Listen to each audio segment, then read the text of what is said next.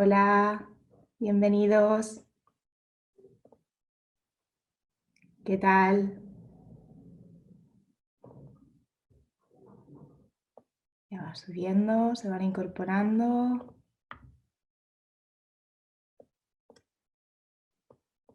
Bienvenidos.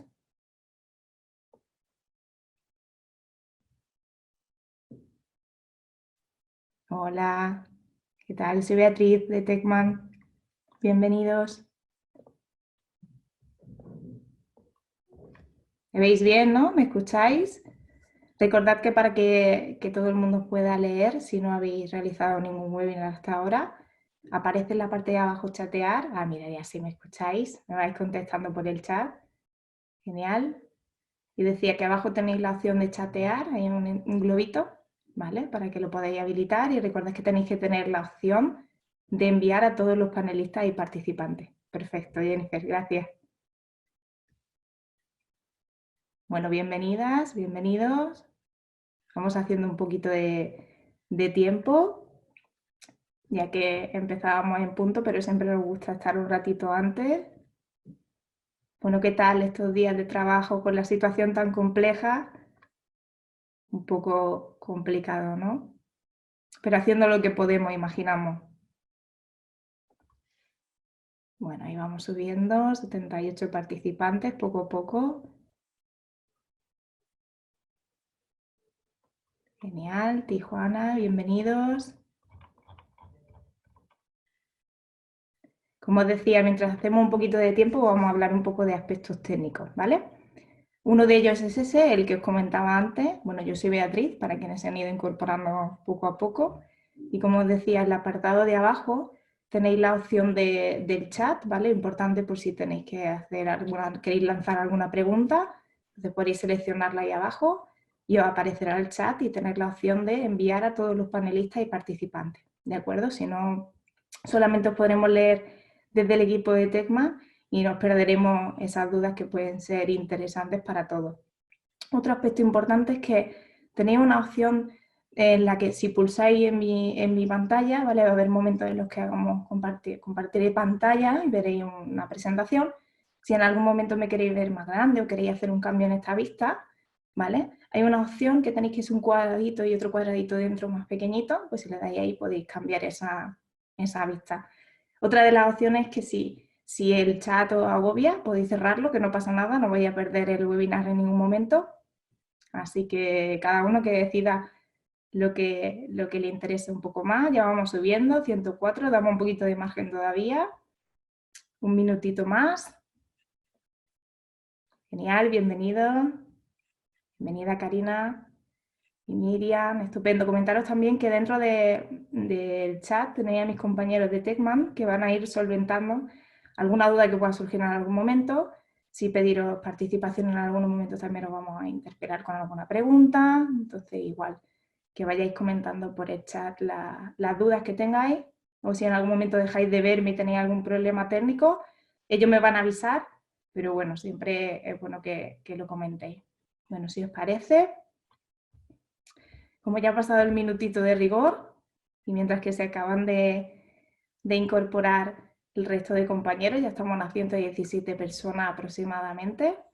Vale, pues como os comentaba, decía, bueno, soy Beatriz, ¿vale? Del Departamento Pedagógico de Techman, y durante aproximadamente unos 3/4 de hora vamos a ir desarrollando este webinar en el que vaya a compartir sobre todo de las 110 y 120 personas ya que estáis por ahí. Sois docentes o de etapas de 3, 4 y 5 años, ¿de acuerdo? Y otro grueso también hay profesorado de etapas superiores de 6, 7, 8 años que tienen curiosidad también por cómo sentar esas bases del pensamiento matemático. Ya decía que no os preocupéis por el resto de botones, no hace falta que le deis levantar la mano ni nada. Las dudas que tengáis, si queréis plantearlas en el chat, recordad que siempre la opción de todos los panelistas y participantes y así la podremos ver todos. Y no os preocupéis que no se escucha a nadie, que también surgía la duda el otro día, nosotras solamente me escucháis a mí y nosotros solamente escucháis mi voz, ya está. Desde nuestro equipo no escuchamos nada de vuestras casas, así que no os inquiete, que solamente lo único lo que leemos por ahí. Bien, pues como os decía, Para que nos situemos un poco, sabemos que con las circunstancias que estamos viviendo, desde Techman hemos estado elaborando material, que seguro que estáis atentos a todo lo que vamos subiendo, pero es importante remarcarlo. Sabéis que vamos subiendo material tanto en el blog de Techman, donde encontráis ejemplos de actividades para trabajar en estos días con la etapa de 3, 4 y 5 años y cursos superiores. También tenéis los materiales que se suben dentro de My Room, ¿vale? La zona ya es la zona privada del docente, donde encontráis esa carpeta de Techman en casa y veréis más ejemplos de actividades para trabajar en estos días. Y recordad también que en nuestro canal de YouTube, si alguien no lo ha visitado todavía, podéis encontrar ejemplos, ¿vale?, de profesorado que va trabajando con nosotros y que va haciendo pues esas réplicas de actividades, de cómo hacerlas, ejemplos de actividades manipulativas que pueden ser interesantes también echarle un vistazo.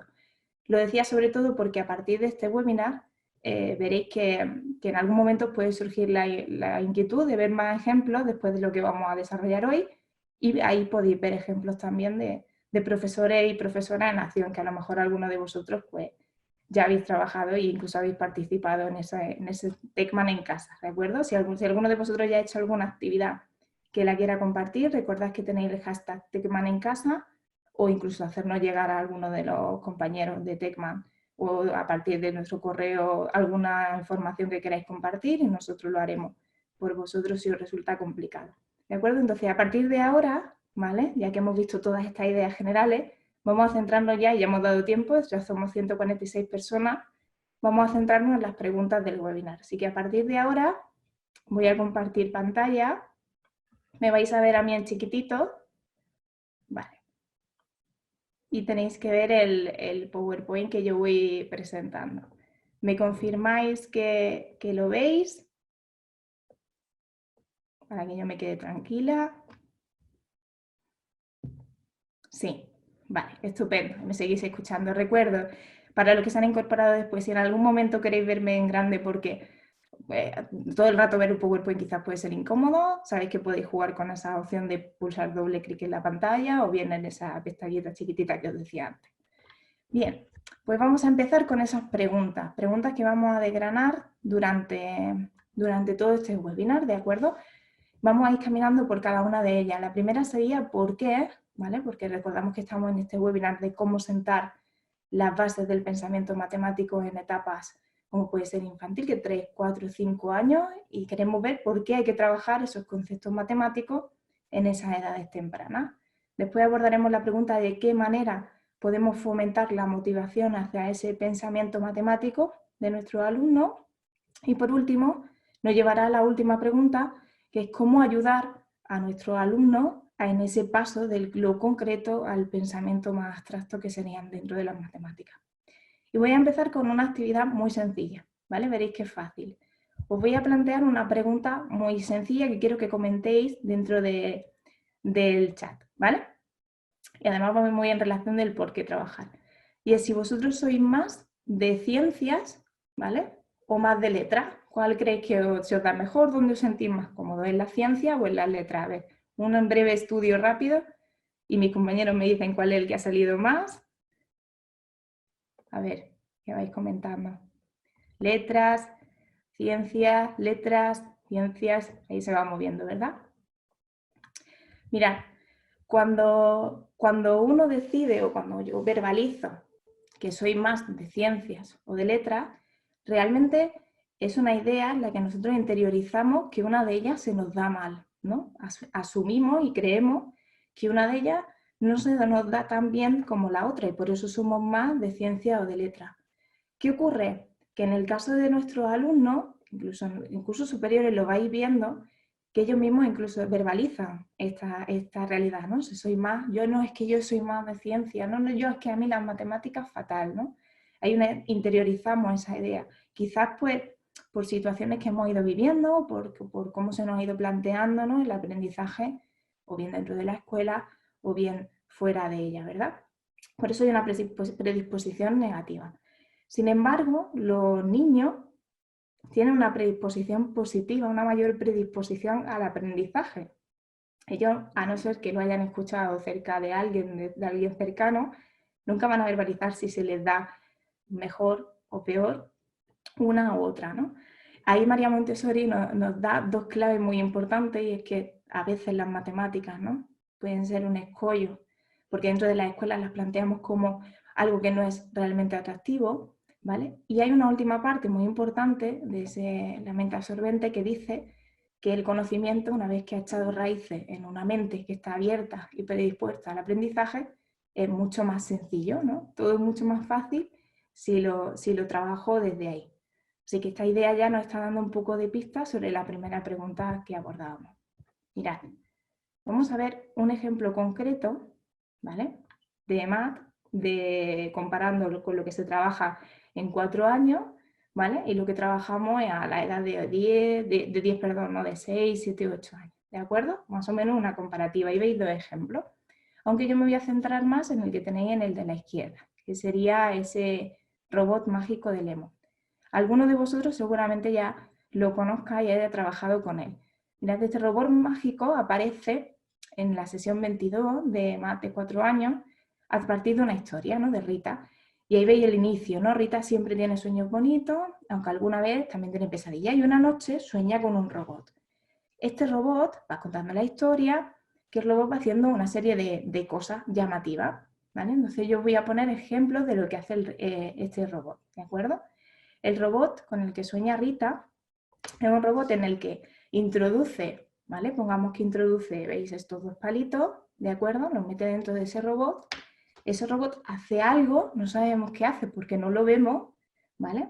Y de repente por el apartado, por donde pone aquí sale, ¿no?, o por donde nosotros le pongamos la imaginación que queramos, sale estos 4, ¿vale? Recuerdo, entraban 2 palitos y salen 4. Si yo os pregunto a vosotros, a veces en el chat que me comentáis, ¿qué está haciendo este robot?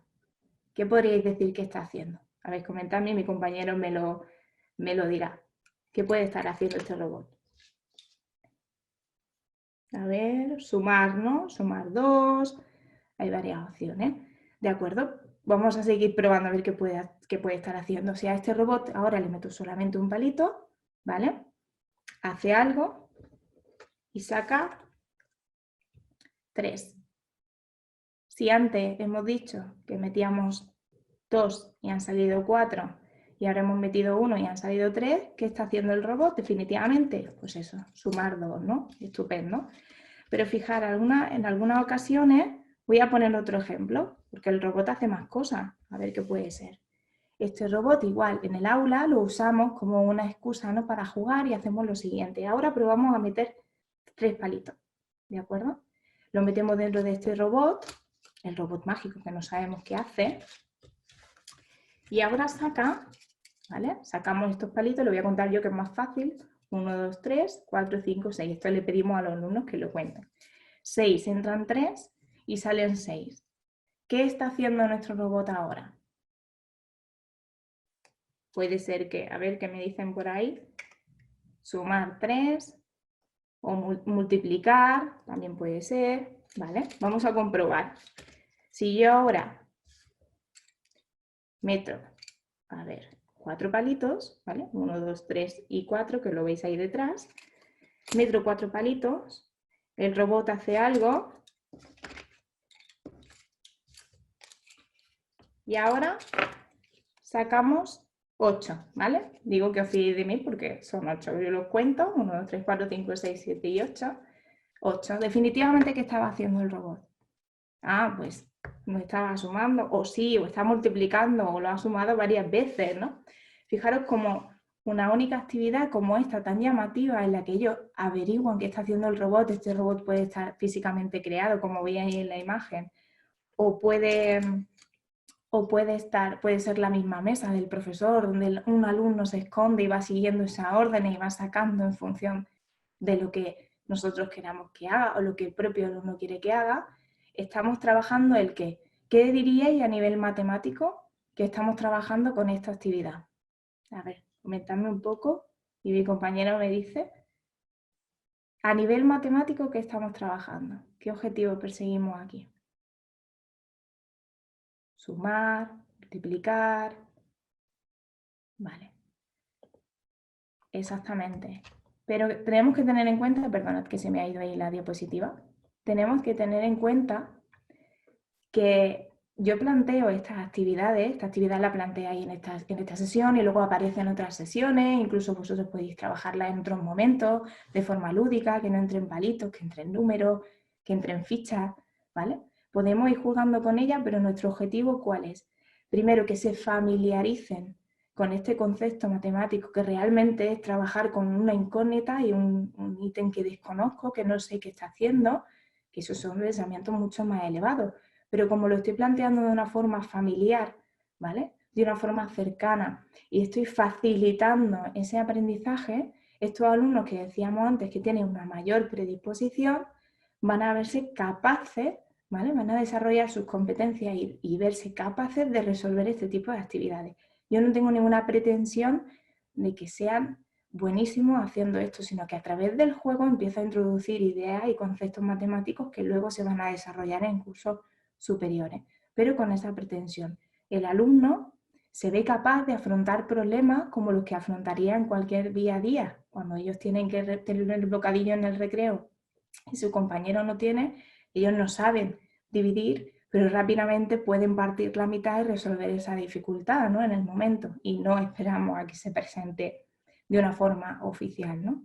Entonces, aquí vemos las claves de por qué es tan importante trabajar estos conceptos en edades tempranas, siempre que lo hagamos a partir de un contexto cercano y que sean unas actividades atractivas, ¿no? Y adecuadas a su edad. Esta pregunta nos lleva a la siguiente. Claro, ya sé que es importante y que es relevante presentarlo en ese momento, pero ¿de qué manera fomento yo esa motivación hacia ese pensamiento matemático? Claro, porque hablábamos antes que yo decía que si se me da mejor o creo que soy más de ciencia o de letra, ¿vale? Es porque en algún momento una de las dos, la que no se me da bien, ni para mí era interesante, ni tampoco me veía capaz de hacerla, ¿no? Están estas dos variables. Ni es interesante, ni me veo capaz de hacerla. Por lo tanto, es muy importante partir de esos intereses, ¿no? Y vamos a ver de qué manera, con un ejemplo claro de una sesión, vamos a ver un trocito breve. Hay música, pero no habla nadie, lo digo por si alguien no escucha a nadie hablar, que no se asuste. De un ejemplo de un trocito, una parte de un juego de demostración de una clase de infantil, ¿vale? Y luego lo comentamos.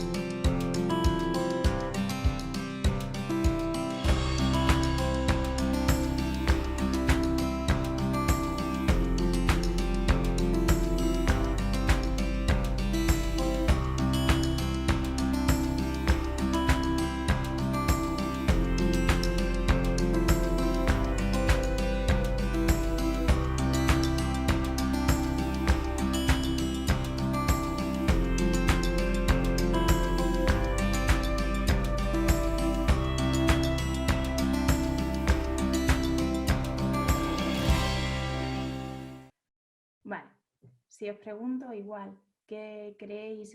Ya aquí está claro lo que estamos trabajando. Si alguien no lo ha visto bien, yo lo aclaro y van clasificando las frutas favoritas, ¿no? Las que les gustaban más. Tengo unos tarjetones donde iban clasificando y poniendo a quién le gustaba más una y otra para ir viendo, ¿no? Esa tendencia, a ver hasta dónde llegamos. A nivel matemático, aquí sí podemos ver, ¿no? Pues ese trabajo de ver cuál es el ítem que más se repitan, que sería la norma, ¿vale? Un trabajo estadístico. En algún momento nosotros nos habíamos planteado en nuestra aula hablarle a nuestros alumnos de estas edades sobre lo que es la moda o cómo se calcula o cómo se puede ver, pues quizás a lo mejor en momentos de asamblea, ¿no? Previo, cuando los sentamos en el aula en círculo y llegan por la mañana y les preguntamos, ¿no? La rutina o a quién le gusta más el desayuno con colacao, ¿no? Realmente estamos haciendo esto, pero es importante no hacerlo solamente de esta manera oral, sino convertir a los alumnos en el centro real de ese aprendizaje, fomentándolo a través no solamente de un único momento en el que yo le lance esta pregunta, sino a través de un montón de actividades. Esta actividad aislada no tiene sentido, pero esta actividad se presenta de varias formas con esas inteligencias durante todo el curso, ¿vale? Y no solamente durante todo el curso, sino durante todas las etapas que van pasando nuestros alumnos con EMAD. Y ahí se puede ver el sentido de esa ciclicidad. Voy construyendo poco a poco y cada vez que planteo actividades que sean motivadoras, porque el propio programa me da pie a generar situaciones de aprendizaje motivadoras y diferentes constantemente, me va a permitir que ellos vayan construyendo ese aprendizaje, en este caso estadístico, ¿no? Que luego cuando van subiendo, por ejemplo en OnMath, trabajan a partir de datos de sus equipos de fútbol favoritos o sus deportes favoritos, ¿vale? ¿Me escucháis bien, no? Que me decían, habla un poquito más fuerte para que me escucháis mejor. Entonces decíamos, fomentamos esta motivación a través de un montón de actividades, ¿vale? Ya sean en un único momento inicial, en la parte inicial, en la parte central, y vamos jugando con esta propuesta. Es importante fomentar esta motivación así, recordando que el alumno, ¿vale?, es el pilar fundamental y el centro del aprendizaje. Pero bien, decíamos antes que si algo, que cuando planteamos este tipo de actividades, no solamente hay que tener en cuenta que para mí llame la atención con mi interés, ¿no? Sea interesante para mí, sino también hay que tener en cuenta que tenemos que vernos capaces de desarrollarlas, ¿no? Y muchas veces cuando planteamos este tipo de actividades se plantea lo que sería la gestión de la frustración. Veréis, para nosotros es muy importante generar situaciones en las que los alumnos puedan plantear distintas soluciones, puedan plantearse una serie de retos, porque el aprendizaje a partir de un error es mucho más significativo. Siempre ponemos un ejemplo y vosotros, por ejemplo, como adultos, cuando tenéis que ir a casa de alguien por primera vez y cogéis el coche, puede ser que en algún momento, cuando tenga que coger la salida, me equivoque, ¿verdad? Pues se me pasa esa salida con el coche y ya no puedo salir por ahí. Tengo que recalcular la forma de llegar a esa casa. ¿Qué va a ocurrir? Que la próxima vez que yo plantee ese camino, probablemente recuerde con mucha más fuerza cuál era la salida correcta para que no me vuelva a pasar otra vez lo mismo.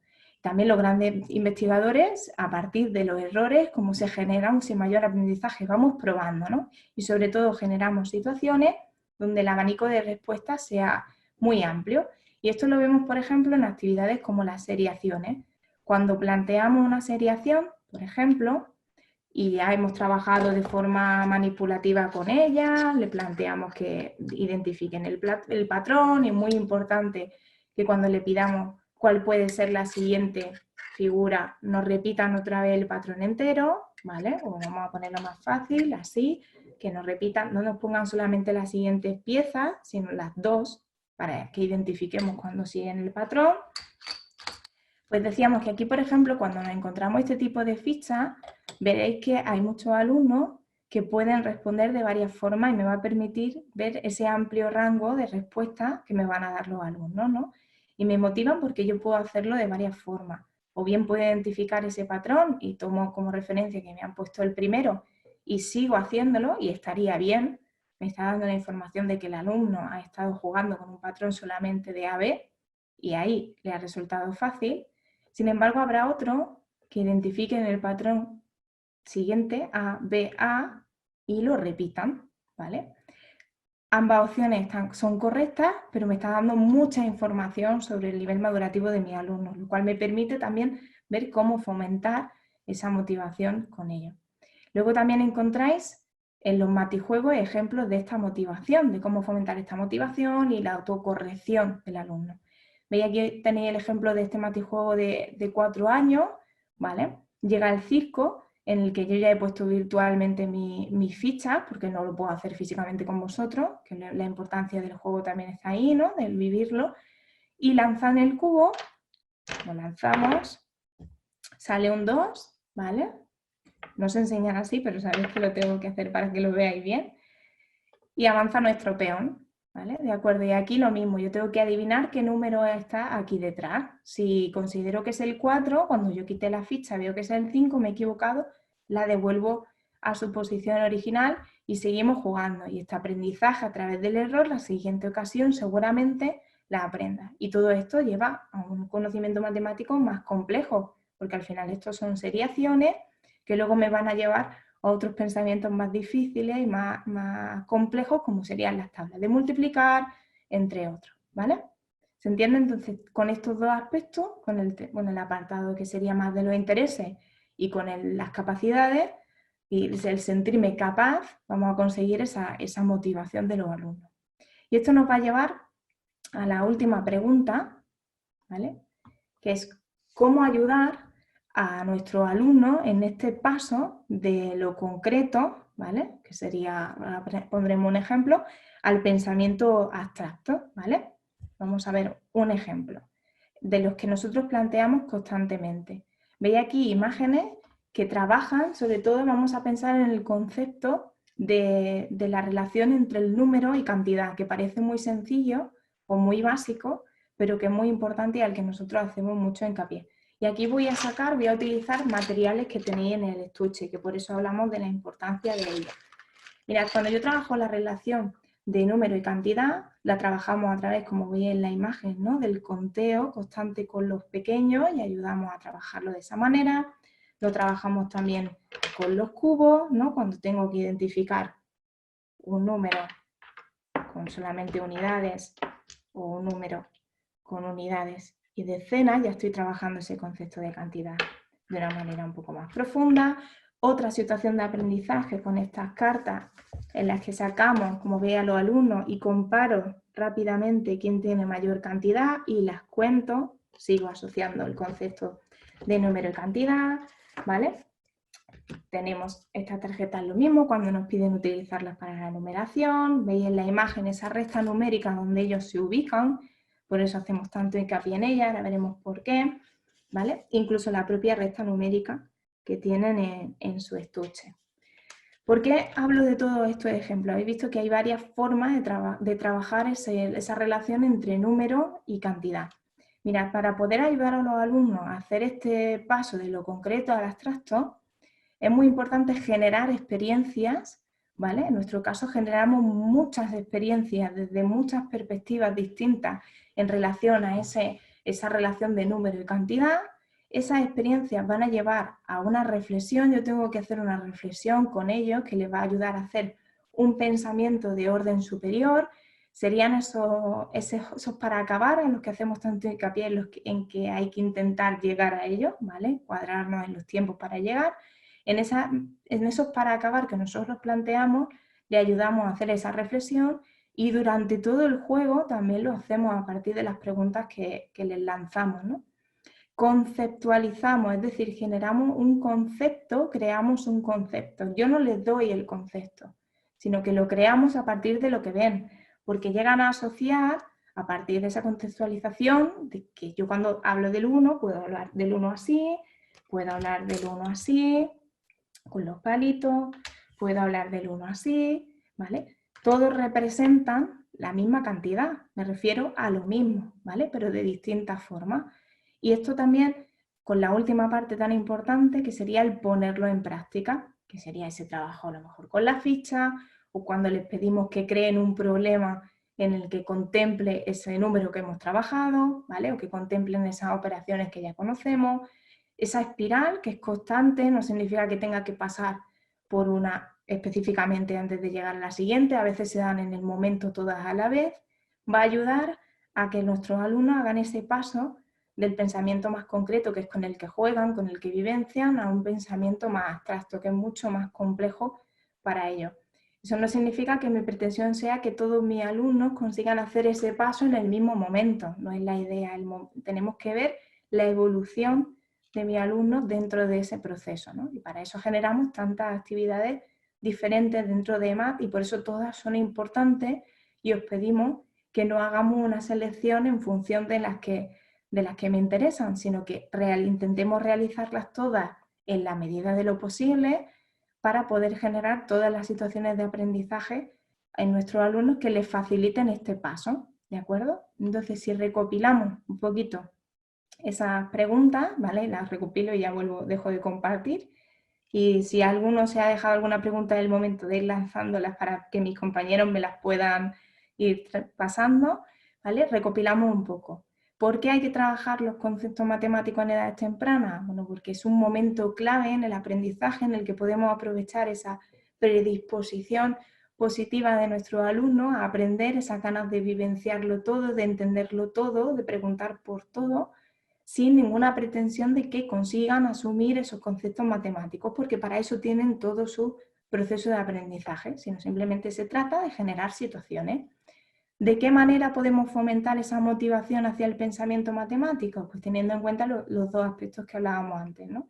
Que esté acorde a sus intereses, que ya me proporciona fácilmente actividades que llaman su atención y que son de su interés, y fomentando también situaciones en las que el error sea un aprendizaje y podamos aprovechar para ayudarle a gestionar la frustración, ¿no?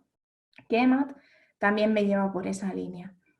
Y por último, cómo ayudar a nuestros alumnos en ese paso, pues ya habéis visto esa espiral, ¿no? En la que no solo trabajo creando situaciones divertidas a través del juego, sino que lo que hago también es ayudarle a hacer un paso a través de la metacognición, ese paso tan importante final, con las preguntas de la escalera de metacognición, le ayudo a crear ese concepto a partir del diario de matemática o de las reflexiones orales que hacemos y ponemos en práctica.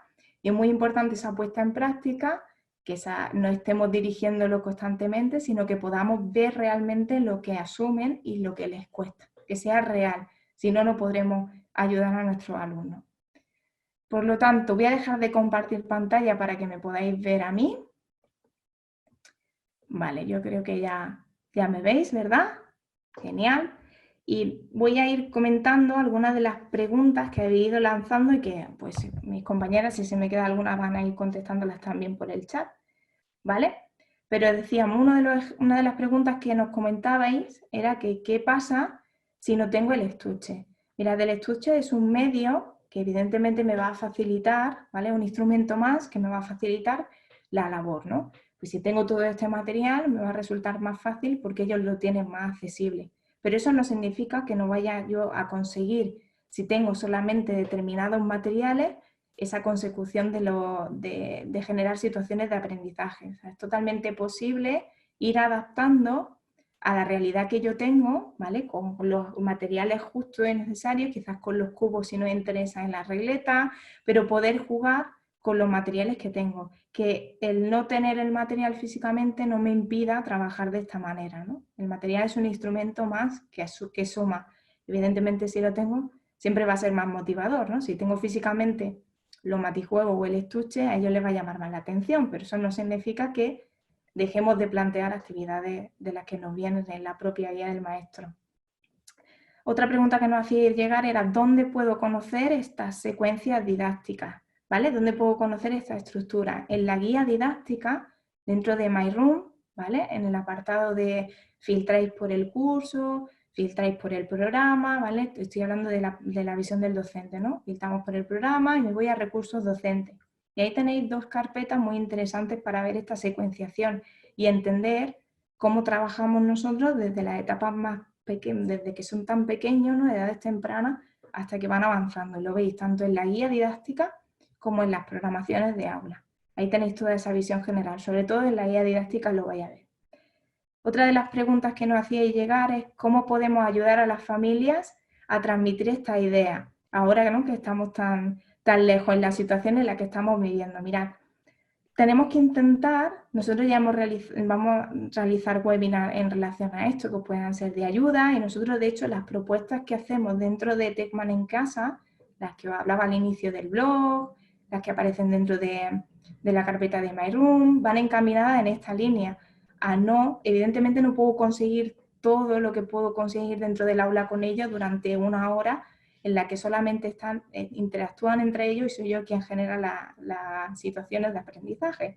Pero eso no significa que yo no pueda dejar de hacerlo. Por ejemplo, puedo pasar a trabajar pues esta máquina de Manolita, podemos grabarnos nosotros, este robot mágico de Lemon, perdón, podemos grabarnos nosotros, hacer esa referencia y preguntarles qué está pasando y nos van viendo. Puedo generar situaciones en las que no tengo a lo mejor bloques lógicos, pero puedo hacer seriaciones con POSIT en la pared. Puedo contar seguir haciendo actividades de aproximación con los garbanzos que tengo en casa, con los espaguetis puedo usarlos como si fuesen palitos, ¿no? O sea, lo importante es que no solamente nos vayamos a la última parte, que sería ese trabajo formal de las fichas, ¿no? Que a veces es lo primero que pensamos cuando esta situación nos llega, ¿no? Vale. Y si se queda por ahí alguna pregunta, pues no dudéis, como os decía, en contactar con nosotros. Sabéis que nosotros no solamente estamos generando contenido en la página web, en el blog, en YouTube, sino que también estamos a vuestra disposición, el departamento de aula, estamos a vuestra disposición y todo Techman para que si en algún momento queréis replanificar o ver no sabéis cómo plantear todo esto en esta situación, ¿no? Que lo preguntabais algunos compañeros, podéis contactar con nosotros, con vuestra persona de referencia y seguiremos realizando videoconferencias y atendiendo de esta manera, ¿vale? Estar muy atentos también a los webinars futuros que se van a plantear, que también son muy interesantes, os van a dar pistas de cómo trabajar en estos días. Y nada más, muchas gracias por compartir este tiempo con nosotros, animaros a seguir trabajando de esta manera, que no perdáis el ánimo y que sigáis apostando con esta forma de educar. Muchas gracias y que vaya fenomenal. Si a alguien se le ha quedado alguna duda, pues eso, contactad con nosotros y la responderemos sin problema.